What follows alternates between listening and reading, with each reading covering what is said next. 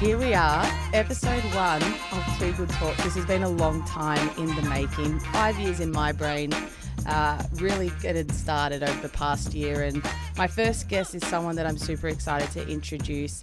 I've been watching her on TV over the past month, and I have been on the edge of my seat. I've been inspired, empowered to work harder and be better in my life. And I'd love to introduce Destanee Aiava to the podcast. Hello. Hi, how are you? I'm great. I'm excited. I've been fangirling this past, how long? 45 minutes that you're here in the studio.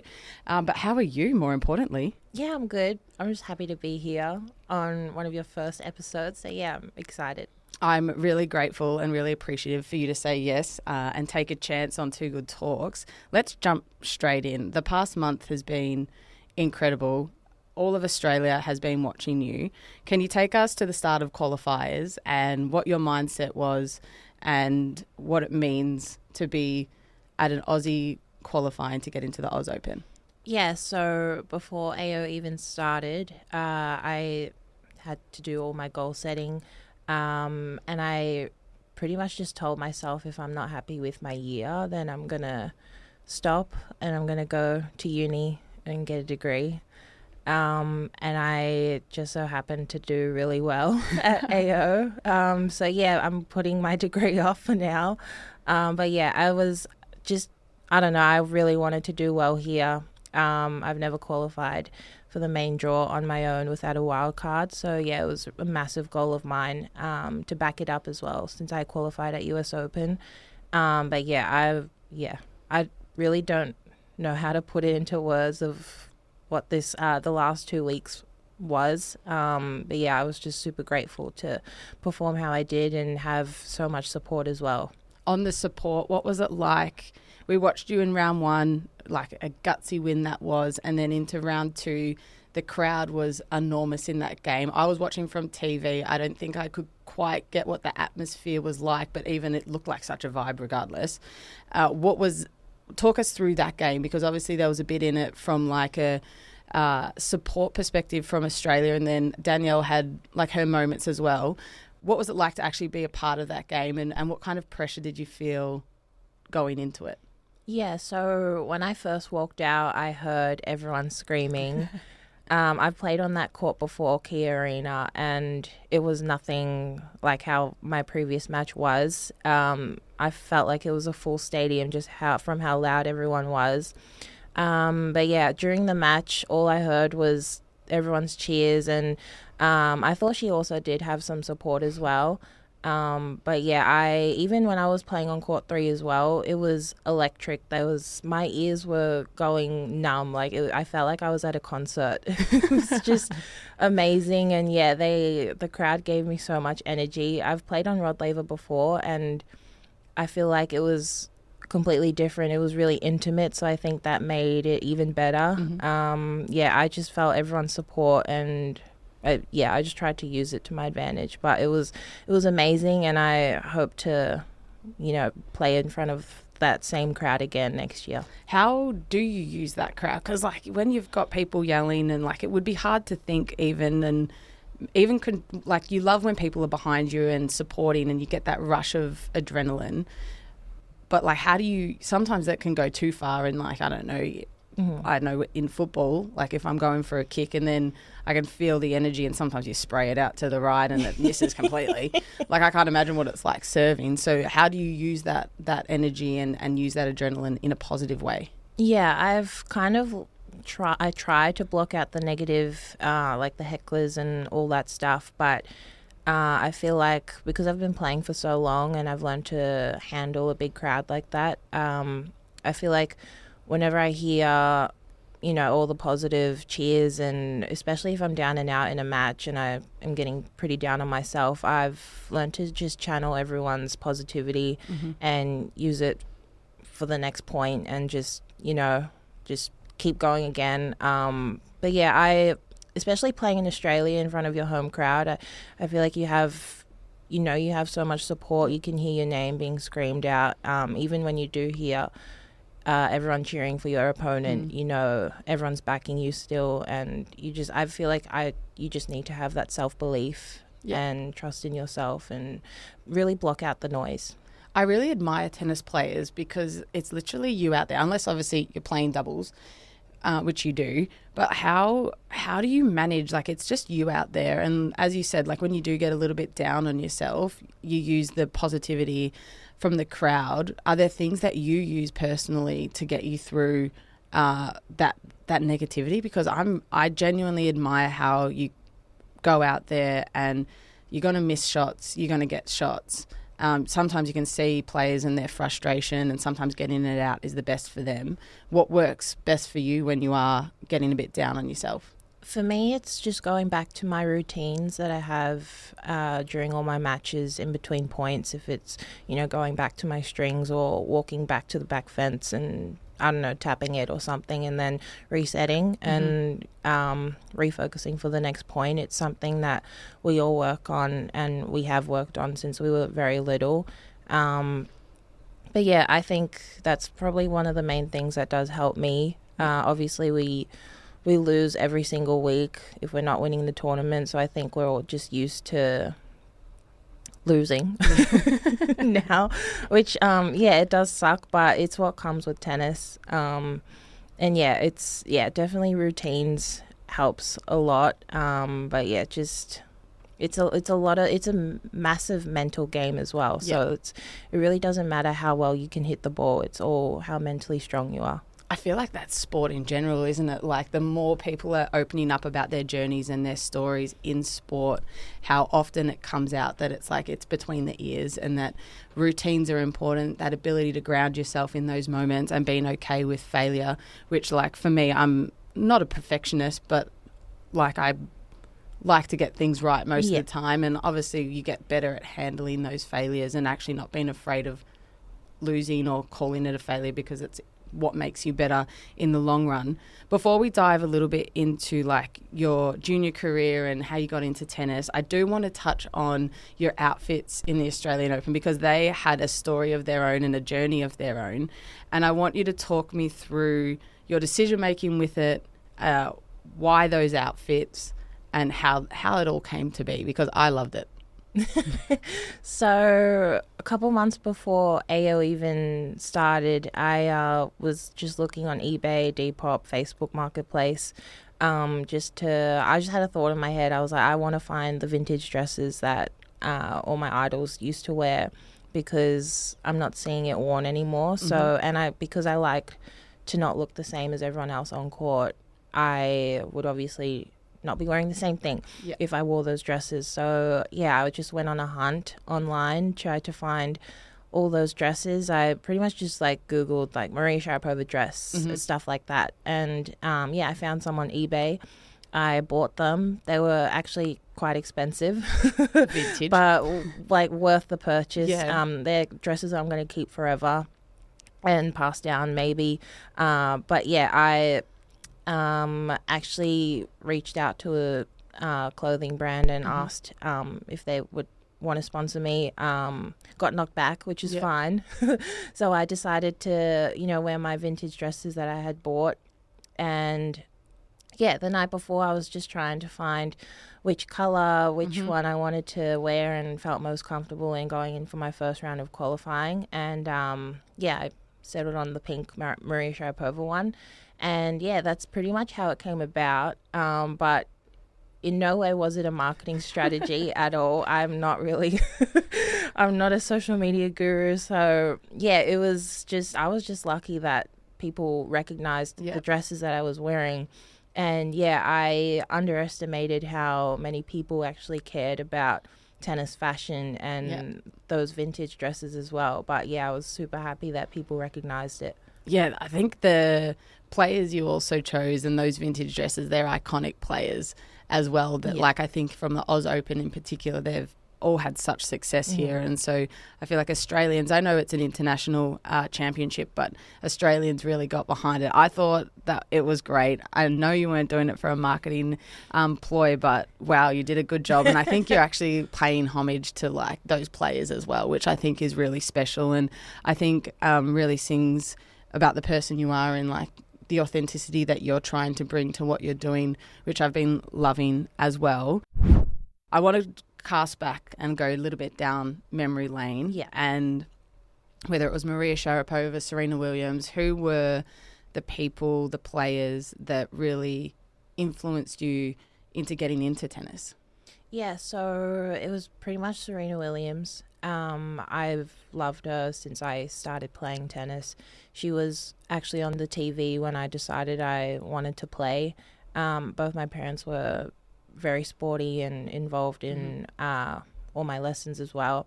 So yeah, I had to pick a sport, and that was on the TV. Serena was playing in the Australian Open, so I just said, yeah, I'll play that. Yeah. And then since then she's been my favorite player since forever. Also, I loved Maria Sharapova and their matches. They were one intense. Of the greatest rivals ever. Yeah.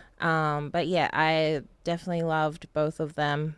And yeah, seeing Serena on TV, being, black powerful woman that she is, it really inspired me, and I loved seeing someone different on TV as well that's playing tennis, which you didn't really see back then.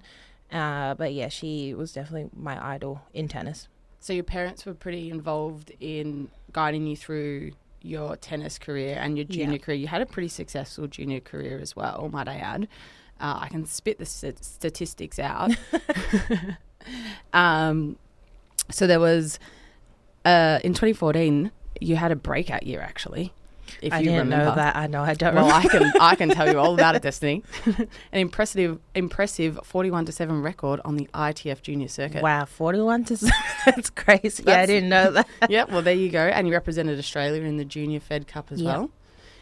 So how were your parents like influences, and how did they help you through that time? It would have been really hard to balance school through that period so too. I just remember waking up so early, maybe like 5 a.m. to get to training in the city at 6 a.m. and then finish that and then jet back home all the way to school, start at 8 a.m. and then after school I would train again.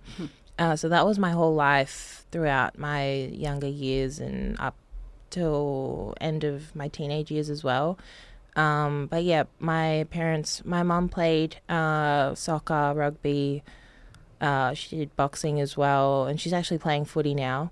Yeah. Oh, what a queen. And my dad, he was a S&C coach, trained boxers, fighters, just did powerlifting, just the whole work. So I grew up around sport, pretty much in a gym. So it's been my whole life. They knew nothing about tennis, but my mum came to every single lesson I had, and she learnt as I did as well. So yeah, at one point she was my coach because we couldn't afford to have a coach. So yeah, it was she helped me so much. She travelled with me most of the time, with my little brother as well. But yeah, she does my S&C now actually. So yeah, she's a massive part of my journey. Wow. That's so cool to have your mum so involved, and your dad so involved in what you're doing. Like for me personally, like my mum's a big rock for me. So like to share as much as I can with her, not so much in a strength and conditioning capacity or coach, but just as a person to talk to. That's really cool that your mum's able to ride, and your dad is able to ride that journey with you. How much travel did you have to do as a teenager? Like, genuinely, how did you balance getting through school and all of that? So I did have to move to online school from year 10, I'm pretty sure. I didn't enjoy it. I just loved the social aspect of attending normal school and talking to my friends, and it was kind of like an escape from tennis as well, because tennis has been my whole life. I just loved the break. But yeah, had to move to online so I could travel and take my laptop and do all my tests online, even with the time differences as well. I had teachers helping me from TA, so that was if it wasn't for them, I wouldn't have finished high school. So yeah, it was really tough. I would recommend, staying in normal school just because it does get really lonely. Tennis is so lonely already, and then moving into online school, it was really tough, but yeah, I'm just glad I actually finished school. We'll take that any day. So then it shows how important your family is in that moment when you're so isolated. I don't think we really understand as viewers watching tennis, or like we don't understand what the life is like. I don't think when we were talking before, you mentioned on tour how isolating it is and how much time you're actually spending on your own, and it seems like you've been doing that for quite a while, particularly throughout your junior career as well. Can we dive into what it's like on tour for you personally, and what do you do to entertain yourself when you are on your own for a fair chunk of the year? Yeah, for me personally, it's really tough on tour, just because of where my ranking is at the moment. It's not, in the top 100, which is what everyone sees when they're watching the Grand Slams or the big WTA, ATP events. I feel like that's why everyone thinks the life is so glamorous, because they're playing these massive tournaments, but what they forget is there's people below the top 100 who's, grinding on the ITF tour and going week in, week out, losing or not earning as much money as you get in those bigger events. So, yeah, for me, it's just been the last couple of years of grinding on the lower circuit and trying to make do with the little prize money that we get. But they're doing a really good job of upping the prize money and providing hospitality now. That's good. This year for higher events, which is really helpful. That's so helpful. Because, we have to pay for our own accommodation, flights, bringing anyone that we need over as well, food. Yeah, it's really tough. And if you don't have friends on tour, it is also really lonely. There's, you could be at a tournament with 64 other girls or men, and if you don't know any of them, you're obviously going to go sit in the corner, sit in the bathroom and eat your food. But for me, I feel like I've done a really good job at, trying to connect with other players and find people that are like me as well. And so I do try and find my people when I'm out at tournaments, if I'm alone, if I don't have my partner with me. So it does make life a lot easier on the road. And you'll find people that you can, drive from one country to another. But sometimes you're not so lucky and you'll have to, catch flights by yourself or catch a bus. But life on the tour isn't as glamorous as everyone thinks, but I think everyone's goal is to live that glamorous life that everyone does see on the TV. And that's what we'd see, the top of the iceberg, whereas there's so much more as you get to talking to people, and obviously there's so much more to what we see on TV. And I'd probably underestimate the time away from home as well. We were talking you'll go to Europe soon, and you won't be back probably till the end of the year? I'll try and come back for maybe 2 weeks at most back home, and then I'll have to go again. It's just Australia is so far from everywhere. Aren't we? We're so far away. But for me, it's worth the 24-hour flight just to see my family, my cats, be in my own bed even. It's the sacrifice that us players, mainly Australians, have to make, but we just put up with it, I guess. Do it for the love of the sport. You mentioned earlier that the start of the year you're okay, I'm going to give it one more shot and then see what happens, and then potentially go back to uni. After the Australian Open's finished, has it reinvigorated what this next year could look like for you? Yeah, it has a little bit. I feel a little more financially stable after my Australian Open run, which is really good because then I can invest in my career and give it a really good shot. But I don't know. You never know what happens. I could, touch wood, get injured, and then I'd have to have a backup plan in place. I really find it important that I do find it important that you need to have other interests outside of your work, just in case anything does happen, or one day you wake up and you don't want to play anymore. So that's what I've been trying to do for the last couple of years, is just put a plan B in place and not attach myself to my results so much, and just really enjoy life. You hear that so much, don't attach yourself to your results.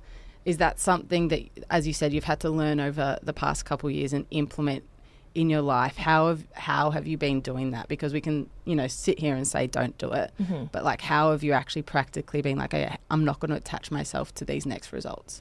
Yeah, I've just been trying to tell myself after every single loss for the last maybe 2 years that there is more to life than tennis. And I feel like everyone else that's playing a different sport can say the same thing. Yeah. Because I deal with a lot of comparison as well, self-inflicted, watching, other girls do better than me. But I've had to really learn that everyone is on their own journey. Yeah. And success isn't linear, that you're always going to lose, especially in tennis. Yeah. So yeah, it's it's been a really hard road of trying to learn that winning isn't everything, and if I lose, I'm not a failure, or my self-worth isn't, going to go downhill just because I've lost a tennis match. I mean, but yeah, I've really, after every loss, I just tried, go back to my hotel room and do things that I enjoy, try and switch off, even when I'm at home. Like after all my matches at AO, I was just, trying to text my friends and talk about anything other than tennis because, there's life outside of it. And that's what I try and drill into my head. Yeah. It's so interesting because I feel like when you're growing up, whether you're on the junior circuit, like growing up and wanting to be a professional athlete, that's your sole purpose, weirdly. Like you're just so focused on it. And then when you achieve it, it's almost you have to learn, yes, how to be a professional athlete, but also then to manage the pressures, the not wanting to lose, all of the things that you mentioned. The comparison one, I think, is huge. I think in society in general, we're always comparing ourselves, probably with social media as well. It's like it's in your face. You're like, oh, why aren't I doing that? All that kind of stuff. But as soon as you start to learn and understand that, like, life is a lot more holistic, there needs to be balance in your life to counteract the intensity in which training is, competition is. It's been a few articles and things have come out, and you're sharing your mental health journey. If you feel comfortable enough, I'd love to give you the opportunity to share it on this platform as well, and what you experienced and what you went through.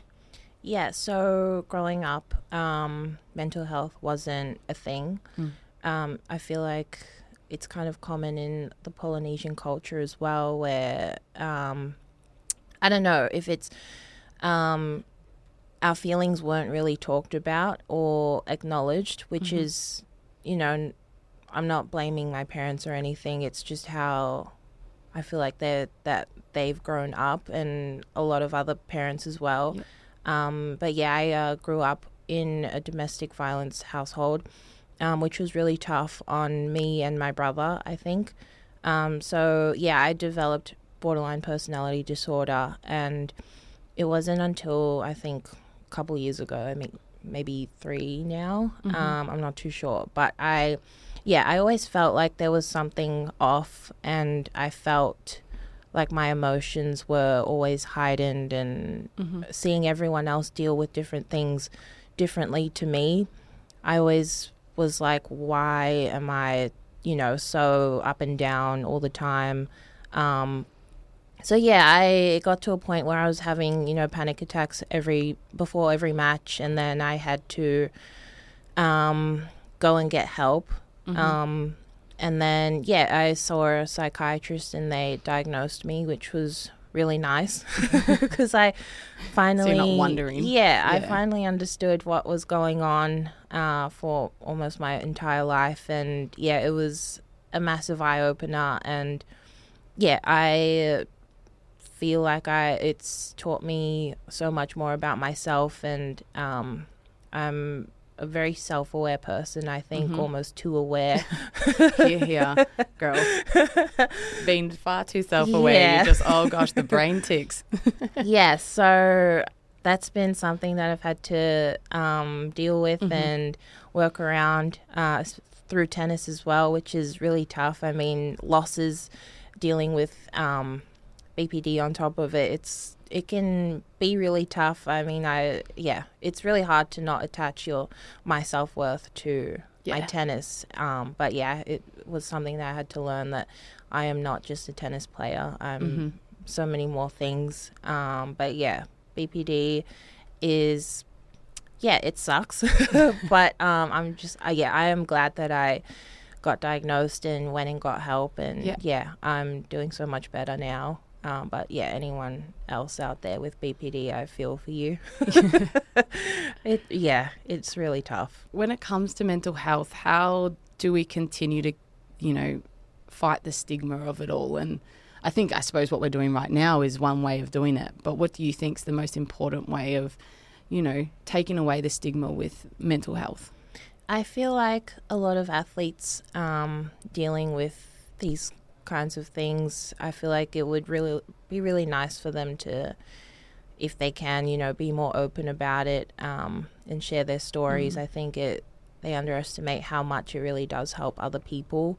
I've gotten so many messages from everyone just telling me that me sharing my story has helped them so much, and I feel like from that it makes me want to share more and help other people going through similar situations, especially athletes, because it is so lonely. And I'm not sure how it is in team sports, but maybe you guys have your teammates to lean on, but also men and their mental health, I feel like it is getting a little better. Everyone's more supportive and wanting to open up. But yeah, I think that's definitely something that can, help other people, not just athletes, just, sharing their stories and their truth, and not judging anyone for it. Absolutely. Not judging is the most important. I think is just being able to share without judgment, I think creates a safer space for people to talk. And I really appreciate you sharing your story on here and with me as well. And I suppose shedding light on different upbringings and how that then influences you as a person. I think sometimes we underestimate like what our upbringing can be, but it doesn't define what it is. It doesn't define what we are going to become as well. And I know when it comes like with panic attacks and anxiety, I've had bouts of it myself, and whether it was from different things from my childhood, there's definitely some similarities that we've had as well. And it's such an interesting, once you start getting into it and pulling it apart and understanding why it's happening, I think it's a really interesting process. And I don't know if it's made me become more self-aware of myself and the feelings that my body is feeling, but it's definitely helped me once I've understood why things potentially could happen and what is happening from a mental side and how that influences what your body is doing and feeling. Yeah, of course. If that made any sense. I don't know. I felt like I was just framing, but like it was how I felt I could articulate it.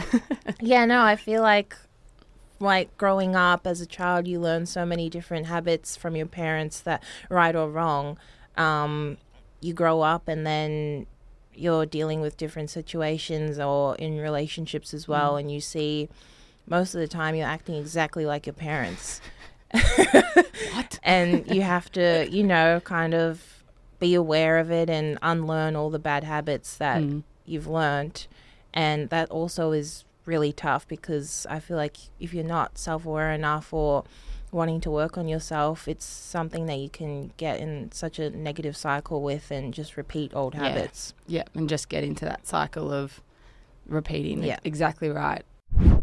We'll move on to our last little bit. Talk about what your short-term goals. You said that you're going to Europe soon and getting back on the tour. So what are some short-term goals you have for this year? So my short-term goals is to pretty much just crack top 100.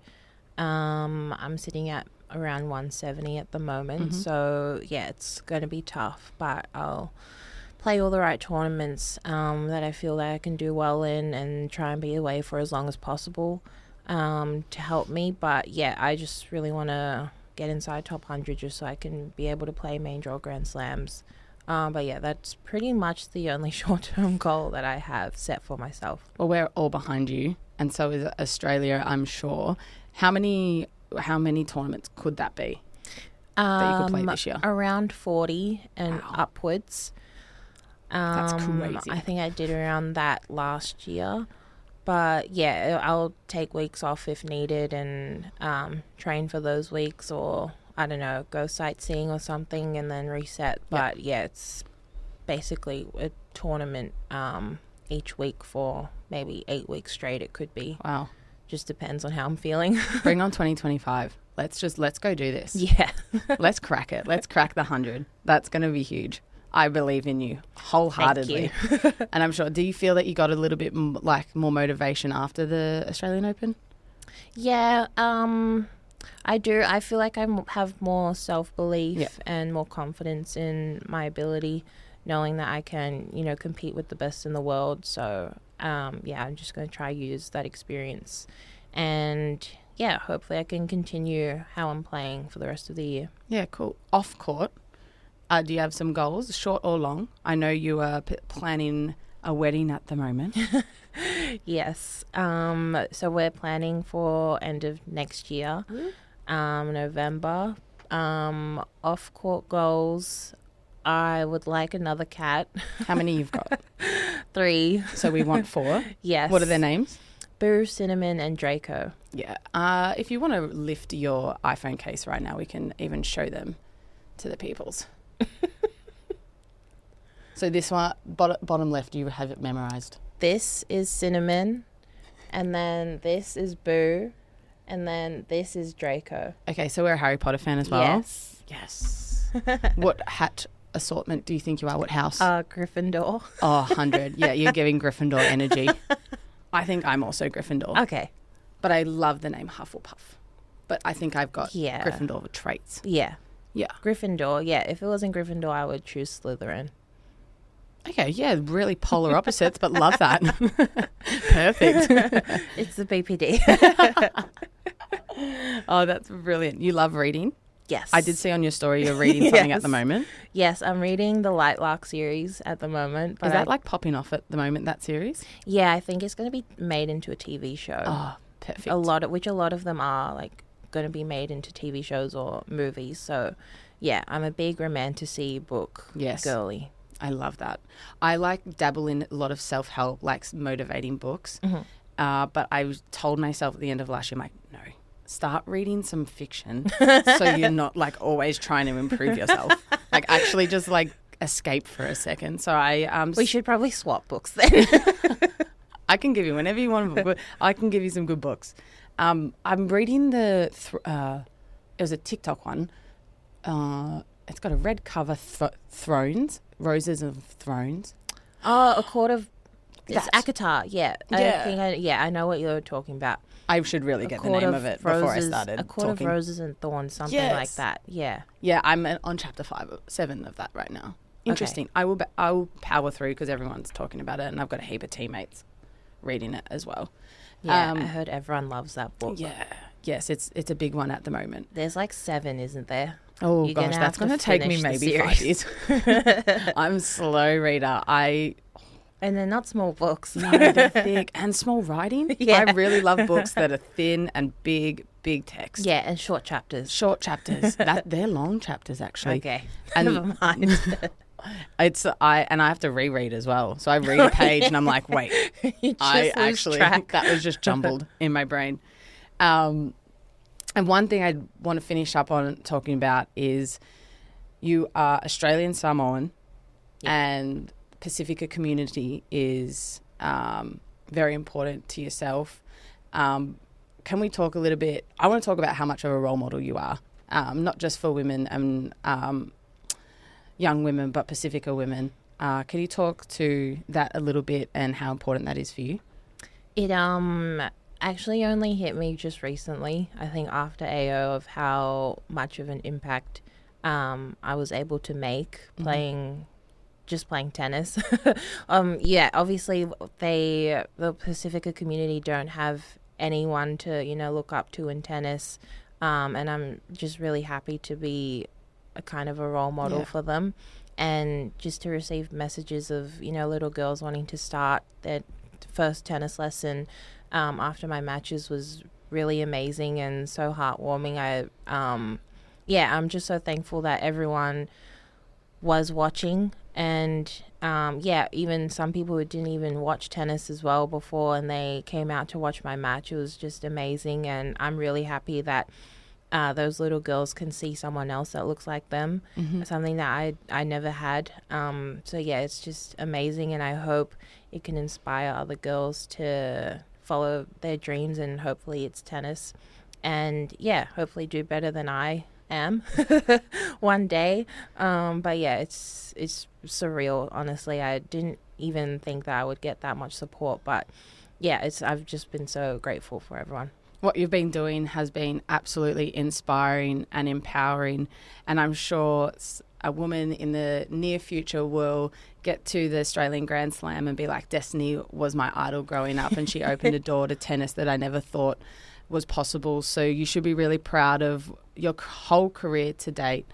You are a very authentic person, and I really appreciate you being so honest and sharing your story with us today. I really do appreciate that, and to kick off our first episode as well. So thank you very much, Destanee, and good luck. Good luck for this year and moving forward. Maybe we can do like an update in like years' time after the next year's Australian Open. I'd love to. No, but thank you so much for having me and for asking me to come on. I was looking forward to it, and it was a great time to catch up, and thank you so much. Can't wait to do it again.